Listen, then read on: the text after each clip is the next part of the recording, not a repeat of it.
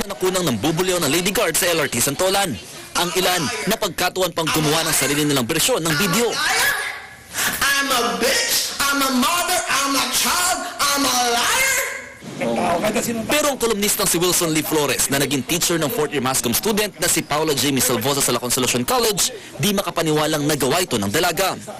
Mali din yung ginagawa ng maraming tao sa mundo na tinitira siya sobra o linalait siya sobra na hindi proportion sa ginawa niya.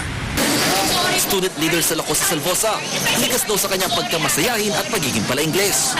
Po baka may nagawa rin po yung Lady Guard na ikasasama ng loob ng... Parang nakakahiya siya kasi dala niya yung school namin. Kwento na nabuliw ang Lady Guard na si Sharon May Casinas, maayos na doon niyang pinalapag sa x-ray scanner ang bag nito, pero bigla na lang daw siyang binangga ng dalaga at saka nagwala. Binantaan pa raw siya na ipatatanggal sa trabaho. Ang gusto po niyang mangyari, sir, luluhod po ako sa gitna.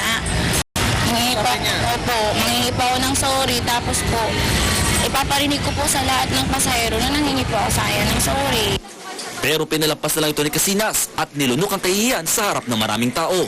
Sa sama po ng loob ko kahapon po, pumasok na lang po ako dun sa loob, umiyak na lang po ako. Hindi ko na po alam kung saan po siya pumunta. Hindi pa nagpapakita sa eskwela si Salvosa mula nang kumalat ang video sa internet. Pero pagilino ng La Consolacion College, hindi totoong kinik out o sinuspindi nila ang dalaga gaya ng kumakalat sa Twitter. Nagpaalam na daw estudyante na hindi ito makakapasok hanggang Sabado dahil sa kahihiyan. Mon Gualvez, News 5.